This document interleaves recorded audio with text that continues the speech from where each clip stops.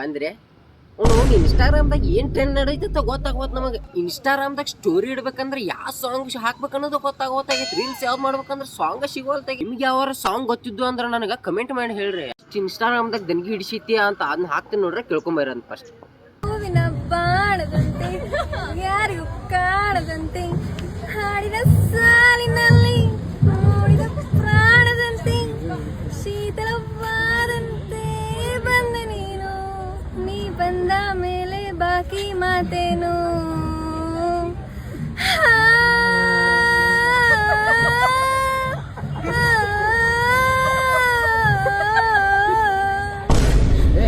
ಈ ಸಾಂಗ್ ನನಗೆ ಈ ಒಂದು ಸಾಂಗ್ ನನಗೆ ಇಟ್ಟು ತಲೆ ಕೆಡಿಸಿತ್ಲ. ಇದ್ರ ಸಂಬಂಧ ನನಗೆ ಇನ್ಸ್ಟಾಗ್ರಾಮ್ ರೀಲ್ಸ್ ನೋಡಕ ಮನಸ್ಸಾಗೋತ್, ಇನ್ಸ್ಟಾಗ್ರಾಮ್ ಓಪನ್ ಮಾಡಕ ಮನಸ್ಸಾಗೋತ್. ಯಾಕಂದ್ರೆ ಇನ್ಸ್ಟಾಗ್ರಾಮ್ದವ್ರ ಹಾಡಾರ ಖರೀದಿ ಮಾಡ್ಯಾರೋ ಏನಿ ಕಕ್ಕಾನೆ ಇನ್ಸ್ಟಾಗ್ರಾಮ್ ಕೊಂಡ್ಕೊಂಡಾಳು ನಮಗಂತೂ ಒಂದು ಗೊತ್ತಾಗೋತಾಗೈತಿ.